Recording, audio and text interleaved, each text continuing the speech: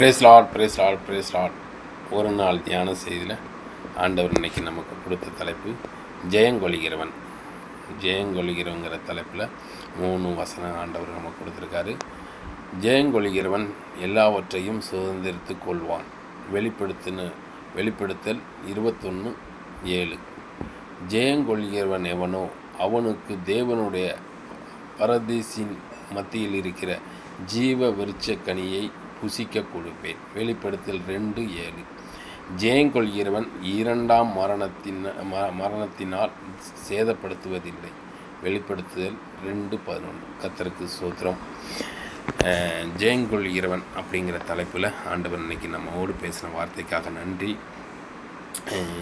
ஜெயங்கொள்கிறவன் எல்லாத்துலேயும் ஜெயங்கொள்கிறான். அதுக்கு என்னென்னா, நம்ம எல்லா இடத்துலையும் அதிகாலையில் எழுந்திரிச்சு ஆண்டவர்கிட்ட ஜெபம் பண்ணணும். ஆண்டவரே, இரவு முழுவதும் எங்களை பாதுகாத்து வழிநடத்தி வந்தீரே நன்றி அப்படின்னு சொல்லி ஜெபம் பண்ணணும்.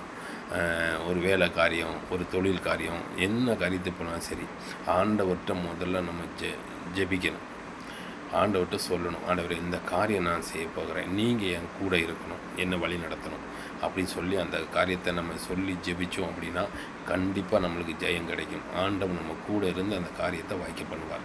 இந்த ஜெயங்கொள்கிறோம் அப்படிங்கிற தலைப்பு மூலிமா ஆண்டவர் நமக்கு கொடுத்த 3 வார்த்தைகளுக்காக நன்றி. இந்த அதிகால வேளையில் நண்பர்களே, இந்த யூடியூப் வீடியோ மூலிமா உங்களோடு பேசுனதுக்காக நன்றி. இந்த வாய்ப்பை எனக்கு ஆண்டவர் ஆசீர்வதித்து தந்ததுக்காக நன்றி.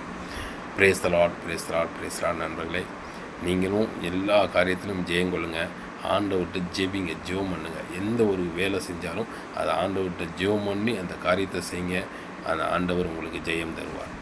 Praise the Lord. நன்றி நண்பர்களே.